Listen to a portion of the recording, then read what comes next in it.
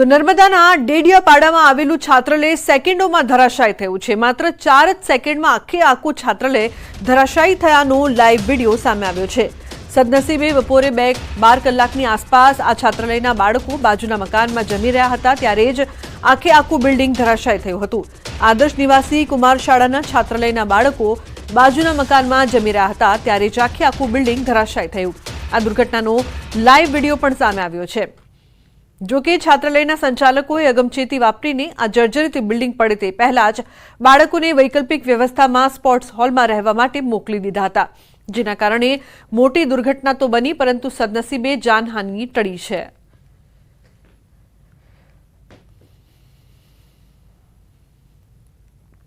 છાત્રાલયનું building હતું તે આજે 30 થી 40% પડી ગયું છે। આ છાત્રાલયમાં 296 વિદ્યાર્થીઓ રહેતા હતા, અભ્યાસ કરતા હતા, પરંતુ અહીંના આચાર્ય અને એમના સ્ટાફની સૂચકતાને કારણે એ વિદ્યાર્થીઓને થોડા સમય પહેલા જ અહીંથી બાજુના એક મકાનમાં શિફ્ટ કરી દીધા, નહીં તો આજે ખૂબ મોટી જાનહાનિ થવાની હતી। તો સીસીટીવી નહીં પણ મોબાઈલ કેમેરામાં કેદ થઈ છે ચોરી। એક કિશોર સંઘમાં સાથે જોડાઈ ચોરી કરતા કેમેરામાં કેદ। ઊંઝામાં ચાલતા ધ્વજા મહોત્સવમાં આ બનાવ બન્યો છે। મહિલાના પર્સમાં હાથ નાખતા જ ચોર પકડાઈ ગયો। ચોર ચોરી કરે તે પહેલા એક વ્યક્તિએ કેમેરો ચાલુ કર્યો હતો। મંદિર જતા ભક્તોના સંઘ વચ્ચે ચોર પણ ભળી ગયો હતો। સ્વયંસેવકો જોઈ જતા તેમણે વિડીયો રેકોર્ડિંગ ચાલુ કર્યું હતું અને ચોરે મહિલાના પર્સમાં હાથ નાખતા જ કેમેરામાં કેદ થઈ ગયો હતો। તો અન્ય એક વ્યક્તિના ખિસ્સામાંથી ₹780 ની ચોરી પણ પકડાઈ। આરોપી સામે ફરિયાદ પણ નોંધાઈ છે।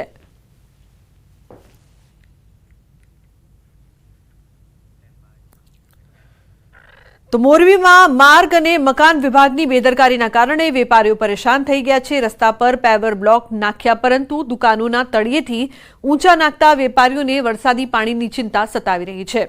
પરાણે કામ કરતા હોય તે રીતે પેવર બ્લોક ધરબી દેવાયા છે। જૂના બ્લોકની ઉપર નવા બ્લોક નાખતા વેપારીઓમાં ભારે નારાજગી છે। રોડ રસ્તા દુકાનો નીચે જતી રહેતા વરસાદી પાણી સીધા દુકાનમાં પ્રવેશે તેવો ઘાટ સર્જાયો છે। તો કેટલાક વેપારીઓની દુકાનના દરવાજા પણ ખુલી ન શકે તેવી સ્થિતિ સર્જાઈ છે। વેપારીઓએ આ અંગે કલેક્ટરને લેખિતમાં રજૂઆત કરી છે।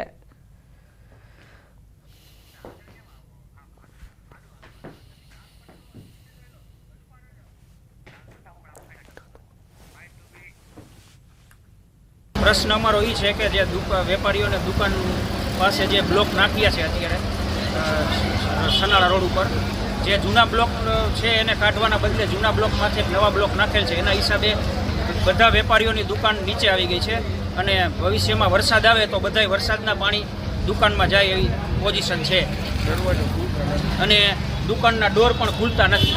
तमे जो होय तो तमने बतावी दो दुकानना डोर पण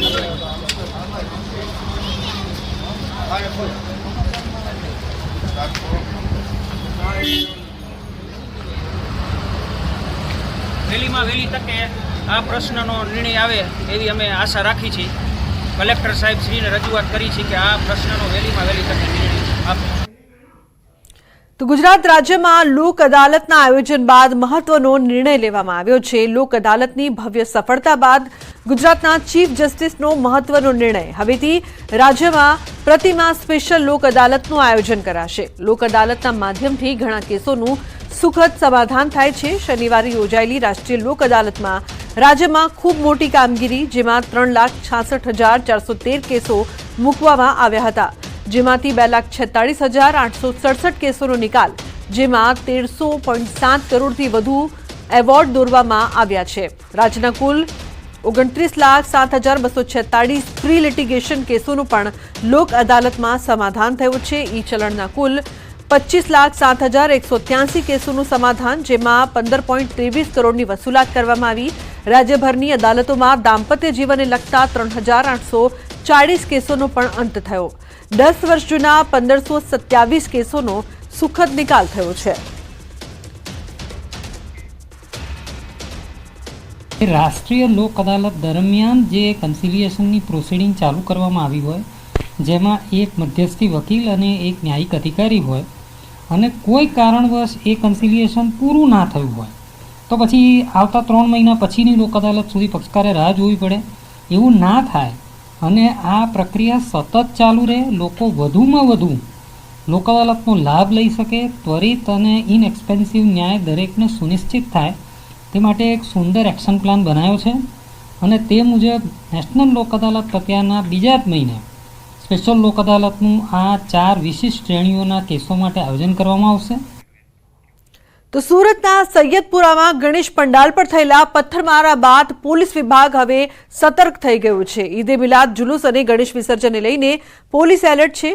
સંવેદનશીલ વિસ્તારોમાં કોઈ અનિચ્છનીય બનાવ ન બને તે માટે પોલીસ કમિશનર અનુપમસિંહ ગહેલોતની આગેવાનીમાં રિહર્સલ કરવામાં આવ્યું. પોલીસના ઉચ્ચ અધિકારીઓ રિહર્સલમાં જોડાયા હતા. સ્પેશિયલ કમાન્ડો સાથે વિસ્તારમાં રિહર્સલ કરવામાં આવ્યું. સુરતના ભાગળથી લઈ ચોક બજાર સુધી માર્ચનું આયોજન કરવામાં આવ્યું હતું.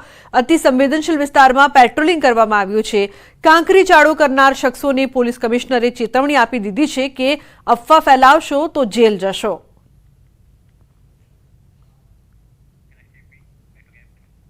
તો ગણેશ વિસર્જન અને ઈદે મિલાદને લઈને પોલીસ કમિશનરે પત્રકાર પરિષદ યોજી હતી. આગામી ગણેશ વિસર્જન યાત્રાને લઈને પોલીસ સજ્જ છે. 4 નવા કૃત્રિમ તળાવનું આયોજન કરવામાં આવ્યું છે.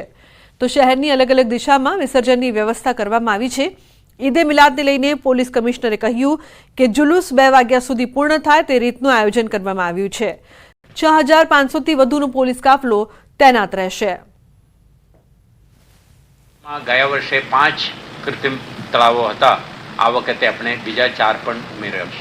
આજની તારીખે ઉત્તર, દક્ષિણ, પૂર્વ, પશ્ચિમમાં શહેરના 4 દિશામાં આપણે વિસર્જન કરી શકીએ તે પ્રકારની આયોજન આપણા વિભાગ તરફથી મ્યુનિસિપલ કોર્પોરેશન અને અન્ય સ્ટેક હોલ્ડર સાથે સંકલનમાં રહીને કરવામાં આવેલ છે. ગણેશ ચતુર્થીના પરિપ્રેક્ષમાં આપણે મુસ્લિમ ધાર્મિક નેતાઓ, એમના સોશિયલ લીડર્સ, કમ્યુનિટી લીડર્સ સાથે ડાયલોગ પ્રોસેસથી આ તમામ જુલુસો સવારે 8 થી બપોરે 2 વાગ્યા સુધી સંપન્ન થાય તે માટે આપણે નક્કી કરી છે. તો આજની તારીખે આપણે લગભગ 4 જુલુસ રદ પણ થયા છે. તો વલસાડ જિલ્લામાં ગણેશ મહોત્સવ હવે પૂર્ણ થવાનું છે, ત્યારે ગણેશ વિસર્જન વખતે મૂર્તિઓની સાથે પૂજામાં ઉપયોગમાં લેવાયેલા ફૂલો અને અન્ય સામગ્રીને પણ નદીમાં પધરાવી દેવામાં આવે છે. આથી નદી નાળાઓમાં પ્રદૂષણ થાય છે. જોકે હવે લોકોની લાગણી ન દુભાય અને પૂજા સામગ્રીમાંથી વેસ્ટમાંથી બેસ્ટ બને તે માટે વલસાડ જિલ્લામાં વિશેષ પ્રોજેક્ટ શરૂ કરાવ્યો છે. વલસાડ જિલ્લા કલેક્ટર નૈમેશ દવીની પ્રેરણાથી જિલ્લામાં હવે ગણેશ વિસર્જન સ્થળો પર ફૂલો અને પૂજાની સામગ્રીને અલગ કરવામાં આવે છે અને તેનું રિસાયકલિંગ કરીને તેમાંથી ક્ષિજનો સિક્કો બનાવી જે તે ગણેશ મંડળોને ભેટ સ્વરૂપે અપાશે. સાથે જ વિસર્જિત કરેલી ગણેશ મૂર્તિઓને રિસાયકલિંગ કરી તેમાંથી પણ વસ્તુઓ બનાવવા માટેનો તંત્રનું આયોજન છે. ગણેશ વિસર્જનમાં જે ફૂલો હોય છે એ સામાન્ય રીતે કાં તો આપણા વેસ્ટ સાઈડ ઉપર ડમ્પિંગ થઈ જતા હોય છે, ક્યાં નદી નાળામાં ફેંકે એના કારણે પાણી પણ ખરાબ થતું હોય છે અને ક્યારેક આપણી ધાર્મિક લાગણી પણ દુભાતી હોય છે. એના બદલે અમે એ ફૂલને સૂકવી અને બોન્ડિંગ મટીરિયલ એડ કરશે અને એમાંથી કોઈન ટાઈપના એ ગણપતિના ફોટાવાળા સિક્કા બનાવશે. એને જે ગણપતિ મંડળ એમને પ્રોસેસિંગના પૈસા આપશે તો એ સિક્કા ગણપતિ મંડળ એમને પણ આપી દેશે. તો સમાચારમાં હવે આગળ વાત કરીશું બોલમાળી અંબેની.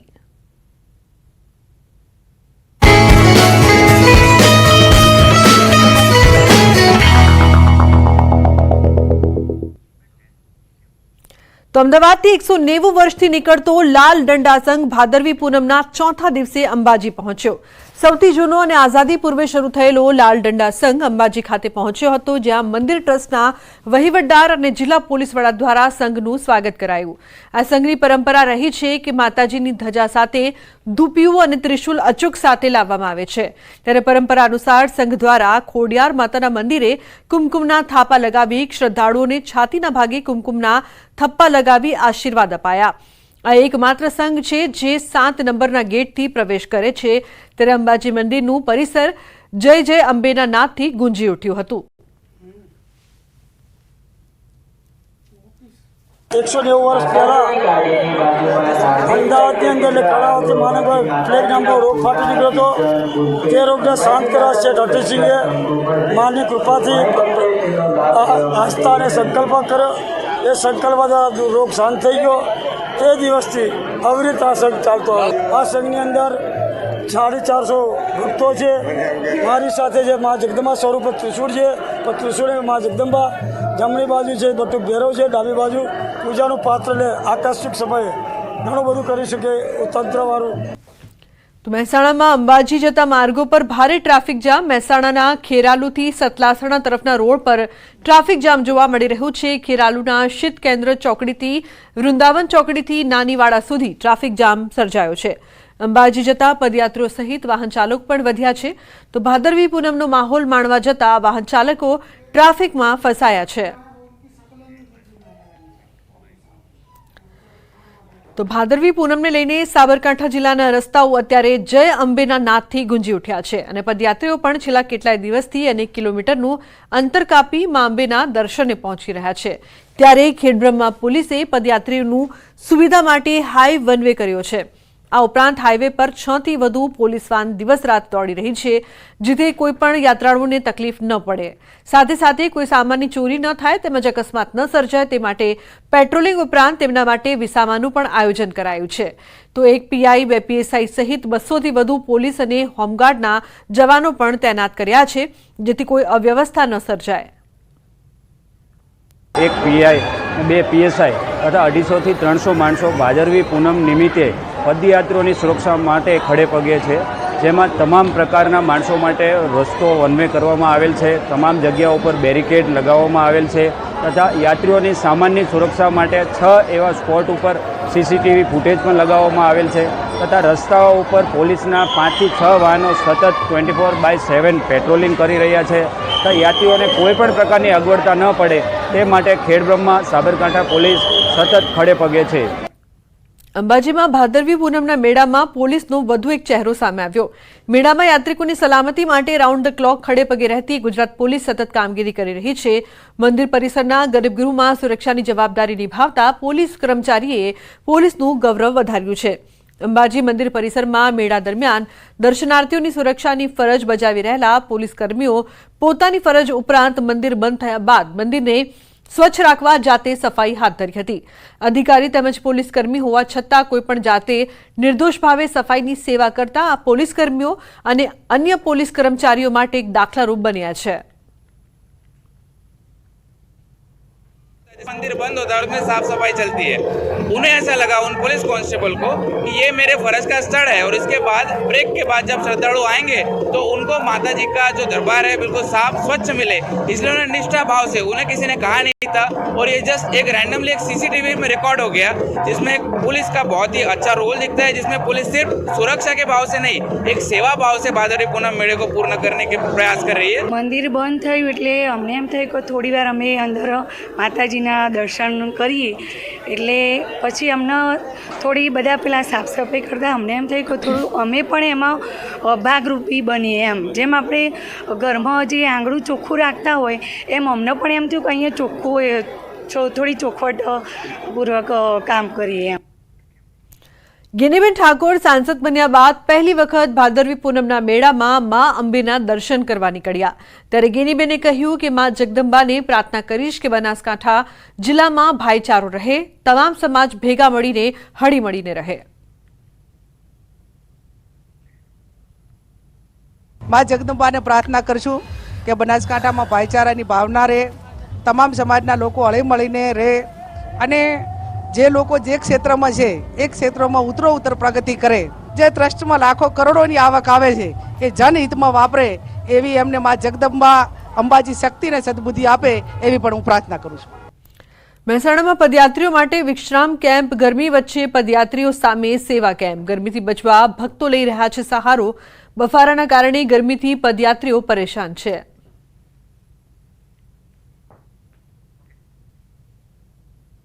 હાલમાં અંબાજી ખાતે ભાદરવી પૂનમનો મેળો ચાલી રહ્યો છે, ત્યારે હજારોની સંખ્યામાં, લાખોની સંખ્યામાં જે પગપાળા યાત્રિકો હોય છે તે અંબાજીના રસ્તાઓ પર જોવા મળી રહ્યા છે. ત્યારે ન્યૂઝ 18 ગુજરાતીની ટીમ હાલમાં જે ખેરાલુથી સતલાસણા વચ્ચે જે કેમ્પો કરવામાં આવ્યા છે, દાતા અંબાજી સુધી જે કેમ્પો કરવામાં આવ્યા છે ત્યાં પહોંચ્યા છે કે ત્યાં જાણવાનો પ્રયત્ન કર્યા છે કે બપોરે જ્યારે ગરમી પડી રહ્યો છે, અસહ્ય જે ગરમી પડી રહી છે, ત્યારે કઈ રીતે યાત્રિકો પોતાનો જે સમય હોય છે તે કાઢતા હોય છે। ત્યારે આપણે કેમ્પ પહોંચ્યા પછી ત્યાં તમે જોઈ શકો છો બપોરનો આ સમય છે, ત્યારે બહાર ખૂબ જ ગરમી હોવાથી જે યાત્રિકો હોય છે, જે ભક્તો હોય છે, જે દૂર દૂરથી આવતા હોય છે, તમે જોઈ શકો છો જે આરામ ફરમાઈ રહ્યા હોય છે। તો બીજી બાજુ તેમના માટે ખાસ વ્યવસ્થા પણ કરવામાં આવી છે। મોબાઈલ અત્યારે ખૂબ જ જરૂરી બન્યો છે, કેમ કે અહીંયાથી પસાર થતાં તેમને દિવસો લાગતા હોય છે, ત્યારે ખાસ કરી અહીંયા જે મોબાઈલ ચાર્જિંગની પણ વિશેષ વ્યવસ્થાઓ કરવામાં આવતી હોય છે, એટલે કે જે યાત્રિકો હોય છે, જે ભક્તો હોય છે, દૂર દૂરથી આવતા હોય છે, તેમને કોઈ પણ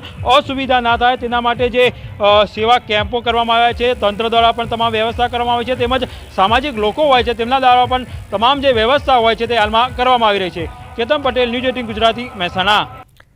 તો અંબાજીમાં ભાદરવી પૂનમના મેળાને લઈને ચુસ્ત બંદોબસ્ત ગોઠવી દેવામાં આવ્યો છે, ત્યારે ભુજ રેન્જના આઈજી ચિરાગ કોરડિયાએ અંબાજી મેળામાં ગોઠવાયેલ બંદોબસ્તની સમીક્ષા કરી। તેમના જન્મદિવસ નિમિત્તે ધ્વજારોહણ કરી માતાજીના આશીર્વાદ મેળવ્યા હતા। લાખો શ્રદ્ધાળુઓ ગુજરાત રાજ્યની અંદરથી બહારથી પણ ચાલતા ચાલતા દર્શને આવી રહ્યા છે। ઠેર ઠેર સેવા કેમ્પો લાગ્યા છે। પોલીસ પણ અત્યારે આ સેવાના કાર્યમાં, બંદોબસ્તના કાર્યમાં લાગેલી છે। ખૂબ ઉત્તમ કક્ષાનો બંદોબસ્ત ગોઠવવામાં આવેલો છે અને ભાદરવી પૂનમનો મેળો નિર્વિઘ્ને પૂરો થાય માં અંબાને પ્રાર્થના છે। તો કડવા પાટીદારોની કુળદેવી અને જગતજનની માં ઉમિયાધામ મુંજા ખાતે ધ્વજા મહોત્સવનો આજે ચોથો દિવસ છે, ત્યારે સવારથી જ માં ઉમિયાના દર્શન કરવા માટે દૂર દૂરથી ભક્તો હાલ પહોંચ્યા હતા। અત્યાર સુધી 6000 કરતાં વધુ ધજાઓ માં ઉમિયાના શિખરે માં ઉમાના ભક્તો દ્વારા ચડાવવામાં આવી હતી। અત્યાર સુધી અંદાજિત 4.5 લાખ કરતાં વધુ માં ઉમિયાના ભક્તો દ્વારા દર્શન કરીને આશીર્વાદ મેળવ્યા હતા।